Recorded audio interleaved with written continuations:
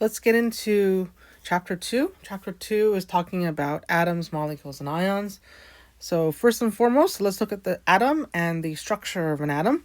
So, remember from chapter 1 that we said that atoms were the little balls that we represented. And you can find different kinds of atoms. They're called elements and they're on the periodic table.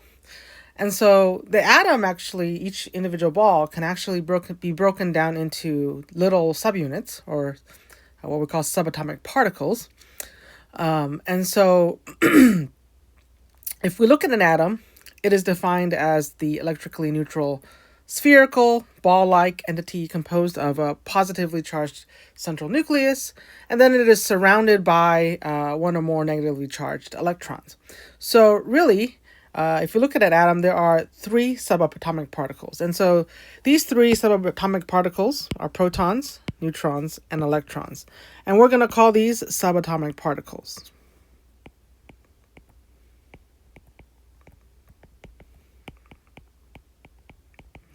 So if we're looking at the atom, the proton is the positively charged particle, and it is located in the central nucleus. So if we're looking at this figure on the right, the nucleus is here, right, in the center, right, and it has a little, it's actually that little round ball there that you see there in the center.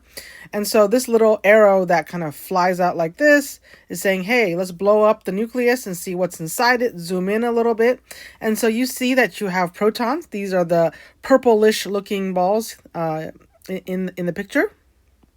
Okay, and these are protons. They are positively charged. They're represented as P+, because they are positively charged. Because they are located in the central nucleus, we draw them in the center of that little spherical ball. Its mass is 1,800 times that of an electron, and we'll talk about what electrons are in just a moment. If you look at the blow up or the zoom in of the nucleus, you will also see what we call these, you see these other balls, but they're gray colored. Okay, these are called the neutrons. Okay, the gray colored ones are the neutrons. They have no charge, that's why they're called neutrons, and they're also located in the central nucleus. They have the same mass, or about the same mass, as the proton. If you just look at the table below the figure, you can see that the mass of the proton is 1.00728, and for the neutron it's 1.00866. So you can see that it's about 1 AMU. If you're dropping some of the sig figs and you're rounding it, it's about 1 AMU. Remember, we said AMU is atomic mass unit, or 1 unit of the atomic mass. And so we say that the proton and the neutrons have the same mass, or close enough in terms of kind of an estimated mass.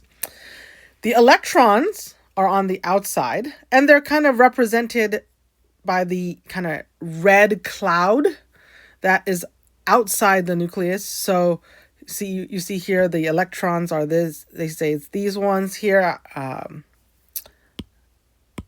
This kind of like a reddish cloud that is on the outside of the nucleus.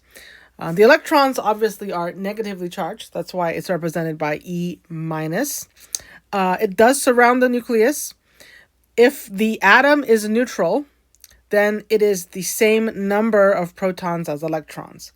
If you think about it, that has to make sense, because if you have a neutral atom, like the whole thing is neutral, then you've got to have the same number of positive and negative charges so that they can cancel each other out, right? Otherwise, it wouldn't be neutral.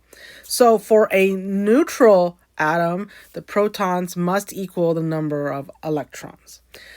It is also important to note the mass of the electron here is 0.00055. So it is massively smaller, like way, way smaller than the proton or the neutron. So if we're doing a generalization, you would say that the proton is 1 AMU, the neutron is 1 AMU, and the electron is negligible. So if you want the mass of an atom, the mass has to equal the protons and the neutrons, right? Added together. Hopefully this gives you a general idea of the structure of an atom, okay?